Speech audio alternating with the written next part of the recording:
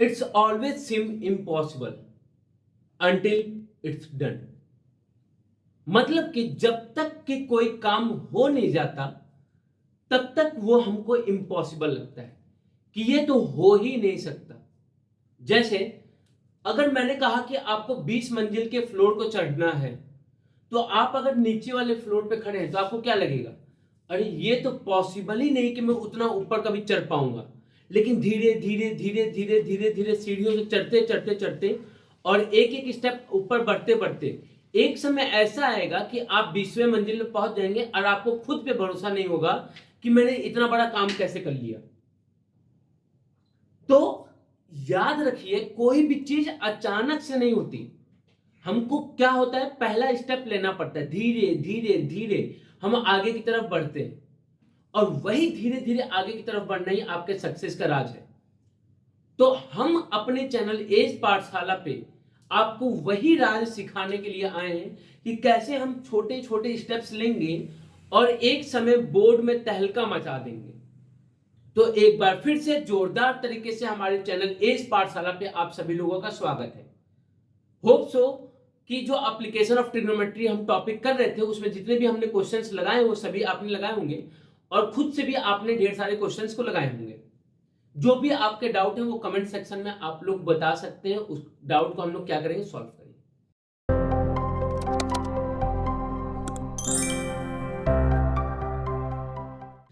अब हम क्वेश्चन को बोर्ड पे ना लिखते हुए एक बुक का नाम लेंगे, जो बुक सभी 10th के बोर्ड के स्टूडेंट के पास होनी चाहिए, जिसका नाम क्या है, एनसीईआरटी। एनसीईआरटी ये जो बुक है ये सभी के पास होगी, चाहे वो किसी भी बोर्ड के बच्चे हों। तो इससे रिलेटेड क्वेश्चंस को हम देखेंगे, जिसको लिखेंगे नहीं, हम सिर्फ बताएंगे कि ये हमारा क्वेश्चन है और वहां से आप क्वेश्चन को समझेंगे।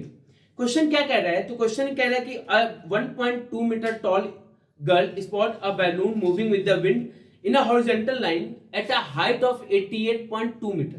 क्या कह रहा है, एक बैलून है जो कि ग्राउंड से 88.2 मीटर अबव फ्लो कर रहा है। तो मान लीजिए कोई बैलून है जो कि कितना है, 88.2 मीटर, और एक लड़की है, लड़की कितने मीटर की है, तो आपने कभी लड़की जो है वो है 1.2 मीटर की। दोनों क्या होंगे, दोनों ग्राउंड पे खड़े होंगे तो दोनों सेम लेवल पे खड़े हैं, तो ये हमारी लड़की होगा और ये क्या हो गया, बैलून की हाइट हो गई। अब बात को समझते हैं। अब क्वेश्चन में कह रहा है the angle of elevation of the balloon from the eye of the girl at an instant is 60 degree. किसी एक पर्टिकुलर इंस्टेंट पे जो बैलून का एंगल ऑफ एलिवेशन वो कितना है, 60 डिग्री। ये बन गया। आपने कभी एंगल को फॉर्मेशन करने के लिए क्या करना होगा, एक लाइन यहां से ड्रॉ करना होगा, हॉरिजॉन्टल लाइन, और ये क्या हो जाएगा, तो एंगल ऑफ एलिवेशन कितना होगा, 60 डिग्री। अब बाद में क्या करें, after some time the angle of elevation reduces to 30 degree. जो एंगल ऑफ एलिवेशन क्या है, 30 डिग्री होगी। और मैंने कॉन्सेप्ट क्या बताया था पहली क्लास में, जैसे जैसे ऑब्जेक्ट दूर जाएगा, दूर हमसे, एंगल ऑफ एलिवेशन या डिप्रेशन क्या होगा, कम होगा, और जैसे जैसे पास आएगा एंगल ऑफ एलिवेशन या डिप्रेशन बढ़ेगा। तो ये क्या कह रहा है कि एंगल ऑफ एलिवेशन 30 डिग्री हो गया। दैट मींस कि जो बैलून है वो उस लड़की से दूर जा रहा है। क्या हो रहा है, दूर जा रहा है। तो मान लेते हैं कि कुछ टाइम के बाद वो बैलून कुछ यहां पहुंच गया, कुछ यहां पे पहुंच गया। तो यहां पे पहुंचने से जो एंगल ऑफ एलिवेशन था, वहां पे पहुंचने से जो एंगल ऑफ एलिवेशन था वो 60 डिग्री से कितना हो गया, 30 डिग्री हो गया। यही क्वेश्चन में कह रहा है कि पहले 60 डिग्री था और 30 degree. Find the distance travelled by the balloon during the interval. Find the distance travelled by the balloon. तो डिस्टेंस फाइंड करना मतलब ये डिस्टेंस फाइंड करना है कि ये डिस्टेंस इसने कितना ट्रेवल किया उस टाइम इंटरवल में, उस टाइम इंटरवल में कितना ट्रेवल किया। तो आपने कोई सबसे पहले नेमिंग कर लेते हैं, तो नेमिंग करते हैं। तो A B C D E F G H मान लेते हैं कुछ भी, है ना। तो A B C D E F G H ये हमने नेमिंग कर लिया। आपने कहा बिल्कुल एकदम सही बात। अगर अब बात किया जाए तो इसकी हाइट कितनी थी, तो आपने कोई 88.2 मीटर है। कितनी है, 88.2 मीटर है। तो अगर 88.2 मीटर बैलून की हाइट थी, लेकिन लड़की की हाइट कितनी है, तो आपने कहा 1.2, तो 1.2 मीटर वो हुई। 1.2 के ऊपर देख रही है ना, तो मतलब जो 1.2 मीटर वो क्या कर देंगे, आप सब्ट्रैक्ट कर देंगे। तो आपने कहा कि भैया यहां से यहां तक की जो डिस्टेंस होगी, यहां से यहां तक की जो डिस्टेंस होगी that will be equal to 87। 87 कहां से है, तो आपने कहा 88.2 मीटर के हाइट पे उड़ रहा था और उसको लड़की देख रही थी 1.2 मीटर की, तो कितना हो जाएगा 87। तो 87 क्या हो जाएगा, ए एफ, और BC भी कितना हो जाएगा 87 हो जाएगा। आपने कहा बिल्कुल सही। अब हमको फाइंड क्या करना है, तो क्वेश्चन में कहा है कि उस टाइम इंटरवल में उसने कितना डिस्टेंस ट्रेवल किया, तो उस डिस्टेंस को फाइंड करते हैं। तो आपने को डिस्टेंस को फाइंड करने के लिए बेस फाइंड करना है और परपेंडिकुलर गिवन है। तो अगर बेस और परपेंडिकुलर है तो उसके बीच का रिलेशन कौन बताता है 10। तो कौन सा ट्रायंगल को लेंगे, तो सबसे पहले छोटे ट्रायंगल को। छोटा ट्रायंगल कौन सा है, तो AFG। तो कौन सा है AFG। आपने कभी इसमें 60 डिग्री दिया तो 10 60 किसके इक्वल हो जाएगा, तो 10 60 होगा AF by FG। AF by FG 10 60 की वैल्यू कितनी होती है, तो आपने को ये √3 होती है। AF की वैल्यू कितनी है, तो आपने को ये 87 सेंटीमीटर है। और ये क्या हो गया FG हो गया। तो FG की वैल्यू कितनी हो जाएगी, तो आपने को ये हो जाएगा 87 बाई √3 सेंटीमीटर। मैंने बेशक ही आपको बताया है कि डिनोमिनेटर में रूट नहीं रखते, लेकिन यहां पे अभी रूट को छोड़ दीजिएगा। क्यों, क्योंकि ये हमारा फाइनल रिजल्ट नहीं है। मैंने क्या बताया था, फाइनल रिजल्ट में हम कभी भी रूट में आंसर नहीं छोड़ सकते, फाइनल रिजल्ट में। तो यहाँ पे अभी छोड़ देते हैं। तो अब हम देखते हैं बड़ा वाला ट्रायंगल। तो बड़ा ट्रायंगल कौन सा है, तो आपने कोई बड़ा जो ट्रायंगल है, तो इन ट्रायंगल BCG में आपने तो 1030 के लेंगे। 1030 क्यों लेंगे, क्योंकि परपेंडिकुलर और बेस में रिलेशन चाहिए। तो परपेंडिकुलर कौन है, तो BC है, और बेस कौन है, CG है।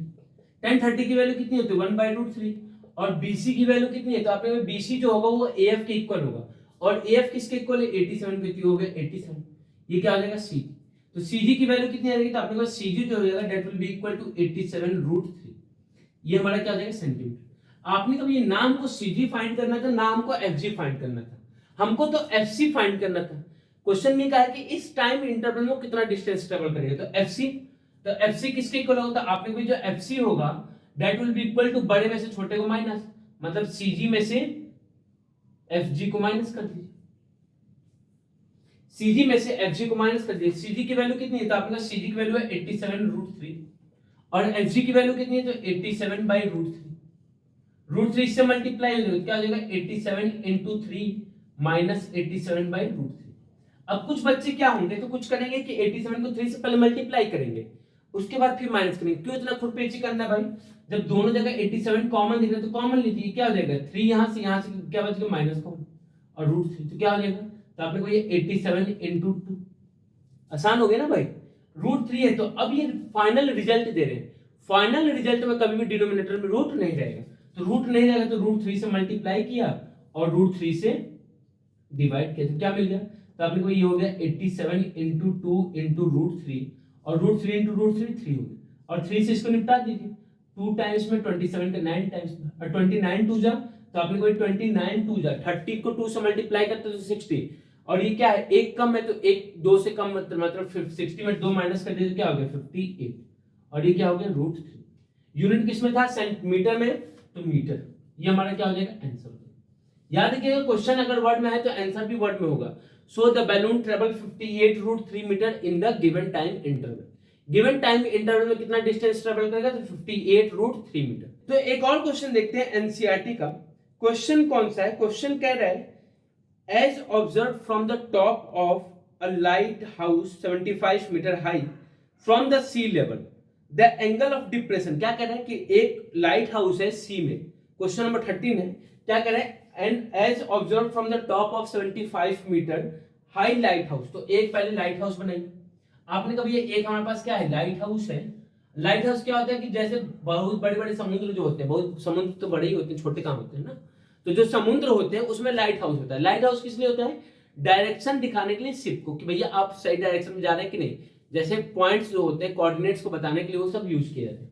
तो लाइट हाउस है सी में, सी लेवल से कितना अबव है 75। अब वो the angle of depression of two ships, दो शिप्स को देख रहा है, दो शिप को देखता है यहां से बैठ के, जिसका एंगल ऑफ डिप्रेशन कितना है 30 डिग्री और 45। अभी हमने क्या पढ़ा कि 30 डिग्री का मतलब क्या होता है, जो दूर होगा उसका एंगल ऑफ डिप्रेशन ज्यादा हो कम होगा, जो जितना पास होगा एंगल ऑफ डिप्रेशन उतना ही ज्यादा होगा। If one ship is exactly behind the other on the same side of the light house. Behind का मतलब क्या है, अगर एक यहां खड़ा है तो एक उसके पीछे खड़ा है, तो एक यहां और एक यहां, एक यहां और एक यहां।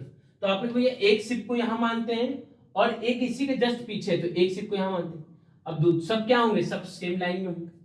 तो आपने कहा एंगल ऑफ डिप्रेशन, तो यहां से अगर कोई इसको देख रहा होगा और यहीं से इसको भी देख रहा होगा, एंगल ऑफ डिप्रेशन का मतलब यहां से आप एक हॉरिजॉन्टल लाइन बनाएंगे, हॉरिजॉन्टल लाइन बनाएंगे। तो मैंने क्या कहा, जो जितना पास होगा एंगल ऑफ डिप्रेशन या एलिवेशन उतना ज्यादा, तो ये पास में है ना, तो इसका एंगल ऑफ एलिवेशन डिप्रेशन क्या होगा 45, और ये दूर में है तो इसका एंगल ऑफ डिप्रेशन क्या होगा 30 डिग्री। क्या हो जाएगा 30 डिग्री। आपने कहा ये अगर 45 है तो ये भी क्या हो जाएगा 45 डिग्री हो जाएगा। कहां से, तो आप कहेंगे भैया अल्टरनेट इंटीरियर एंगल से। याद रखिए बोर्ड में इसको लिखना पड़ता है कि 45 डिग्री आपने क्यों लिया, क्योंकि ये और ये लाइन आपस में क्या है, पैरेलल है, पैरेलल है, और ये क्या है ट्रांसवर्सल, तो बाय अल्टरनेट इंटीरियर एंगल से भी क्या हो जाएगा 45। सिमिलरली ये 30 है तो ये भी कितना हो जाएगा 30 डिग्री। कहां से, अल्टरनेट इंटीरियर एंगल से। अब देखते हैं क्वेश्चन में क्या बोला है। तो क्वेश्चन में बोला if one ship is find the distance between the two ships, इन दोनों शिप के बीच के डिस्टेंस को फाइंड करना, दैट इज ये जो डिस्टेंस है इनके बीच का, इसको आपको फाइंड करना है। आपने कभी सबसे पहले नेमिंग करते हैं तो नेमिंग क्या होगा, ए बी सी डी। हमको क्या फाइंड करना है, ये फाइंड करना है। अगर हमने ये सारी चीजें देख ली तो आपने कहा भैया अब सबसे पहला छोटे ट्रायंगल्स हमेशा स्टार्ट करेंगे, सबसे पहले छोटे चीज से स्टार्ट करेंगे। छोटा क्या है, तो आपने भैया ए बी सी, तो in triangle A B C, in triangle A B C में बात करें। आपने तो परपेंडिकुलर की वैल्यू हमको गिवन है, परपेंडिकुलर की वैल्यू गिवन है, बेस मिल जाए तो काम बन जाए। तो परपेंडिकुलर बेस में रिलेशन कौन बताता है, 10 बताता है। तो आपने कोई 10 45 डिग्री, 10 45 डिग्री किसके इक्वल होगा, तो that will be equal to 75, that will be नाम लिख लेते हैं। तो 75 क्या है, ए बी है, और बेस क्या है BC। AB की वैल्यू कितनी है, तो आपने कोई 75 मीटर है, और BC आपको फाइंड करना है। 10 45 की वैल्यू 1 होती है, ये हो गया 75 बाई BC। तो BC की वैल्यू कितनी हो जाएगी, तो आपने कोई BC जो होगा that will be equal to 75 metre. BC कितना हो गया हमारा, तो BC हमारा 75 मीटर के इक्वल होगा। बहुत ही बढ़िया। अब बात करते हैं बड़े बड़े ट्रायंगल की। तो आपने कोई बड़ा ट्रायंगल कौन सा, तो in triangle ABD, in triangle ABD में अगर बात करें तो आपने कहा भैया एंगल कौन सा है 30 डिग्री। 10 30 किसके इक्वल, तो परपेंडिकुलर, परपेंडिकुलर क्या होगा AB, और बेस क्या होगा, तो आपने कहा ये BD, बेस क्या हो जाएगा BD। AB की वैल्यू कितनी है, तो आपने कहा ये AB है 75 और BD रहेगा। 10 30 की वैल्यू कितनी होती है 1/√3। तो यहां से अगर BD की वैल्यू फाइंड करें तो BD किसके इक्वल हो जाएगा, तो 75√3 होगा। BD किसके बराबर हो गया 75√3 के। तो आपने कोई नाम को BD चाहिए था ना BC चाहिए था, हमको क्या चाहिए था, तो हमको DC चाहिए था। DC किसके इक्वल होगा, तो आपने कहा जो DC होगा that will be equal to BD minus BC। BD की वैल्यू कितनी है, तो आपने कहा BD है 75√3, 75√3, और BC कितना है, तो 75 दोनों जगह तो कॉमन ले, तो 75 ये क्या हो जाएगा √3 माइनस, ये हमारा क्या हो जाएगा DC। तो डिस्टेंस मीटर है तो मीटर लिख लीजिएगा। तो distance between both the ship is 75 whole √3 minus 1। अब अगर क्वेश्चन में √3 की वैल्यू गिवन है दैट इज 1.732, तो वैल्यू को पुट कीजिएगा, नहीं गिवन है तो एज इट इज भी छोड़ देंगे, तो कोई दिक्कत की बात नहीं है। बट अगर टाइम है आपके पास तो क्या कीजिएगा, वैल्यू को पुट कर लीजिएगा, जिससे कि कोई भी चांस ना हो नंबर काटने। एक और प्यारा सा हम क्वेश्चन देखते हैं जिससे कि हमारा जो टॉपिक है वो क्लियर क्रिस्टल हो जाए।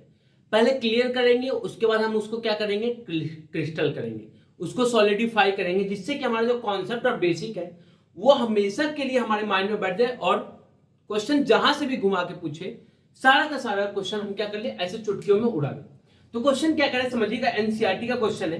क्वेश्चन ये कह रहा है कि 2 poles of equal heights are standing opposite each other on either side of the road. तो 2 पोल है जिसकी हाइट क्या है, सेम है, जो कि रोड के आइदर साइड है। रोड के आइदर साइड का मतलब कि अगर एक लेफ्ट में है तो दूसरा राइट में होगा, मतलब अपोजिट साइड में है। और क्या बोला है क्वेश्चन में, which is 80 metre wide. Which is का मतलब रोड जो है वो 80 मीटर वाइड है। तो सबसे पहले फिगर का फॉर्मेशन करते हैं। तो आपने भैया एक रोड है जो कि 80 मीटर का है, और इसके दोनों ही एंड पे एक एक पोल खड़े हैं जिनकी हाइट क्या है, सेम, हाइट सेम हो गई। अब बात करते हैं आगे क्या बोल रहे हैं, from a point between them on the road, कोई एक पॉइंट जो इनके बीच में है रोड पे, the angle of elevation of the top of the poles are 60 degree and 30 degree. तो 60 डिग्री का मतलब क्या होगा, तो आपने कहा जो 60 डिग्री होगा उसके सब पास में होगा, और 30 डिग्री के दूर में होगा, क्योंकि हमने यही कॉन्सेप्ट पढ़ा है। तो मान लेते हैं ये कोई पॉइंट यहां पे था, ये कोई पॉइंट यहां पे था, तो इससे ये एंगल ऑफ एलिवेशन होगा टॉप का, और इसी सेम पॉइंट से angle of elevation of the second pole. तो आपने कहा जो इसके पास में होगा उसका एंगल ऑफ एलिवेशन ज्यादा होगा, और जो दूर होगा इसका एंगल ऑफ एलिवेशन कम होगा। क्यों? क्योंकि ये कॉन्सेप्ट मैंने पहले क्लास में बताया था आपको, तो वहां से समझ लीजिएगा बात को। Find the height of the poles and the distance of the point from the poles. Height of the pole और डिस्टेंस ऑफ द पॉइंट आपको फाइंड करना है। तो आपने कोई पॉइंट का नाम ले लेते हैं, तो ए बी सी डी ई मान लेते हैं कि जो ये ए बी पोल है इससे ये x मीटर डिस्टेंस पे, कितने मीटर पे है?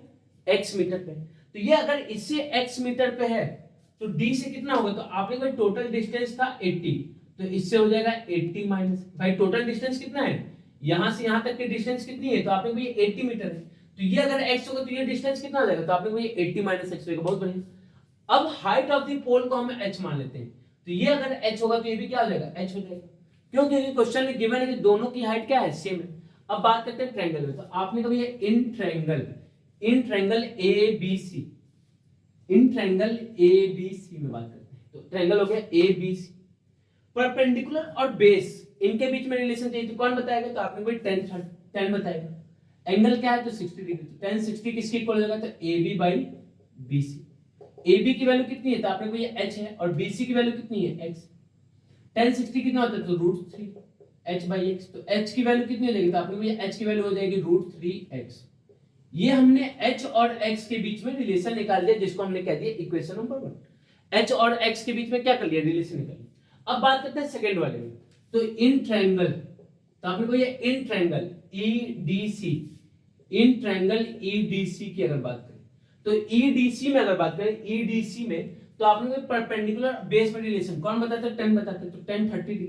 तो 10 30 डिग्री किसके इक्वल हो जाएगा? तो that will be equal to h upon 80 minus x। h upon 80 minus x आपने कहा ये, चलिए देखते हैं। अगर 10 30 की बात करते हैं, this will be equal to √3।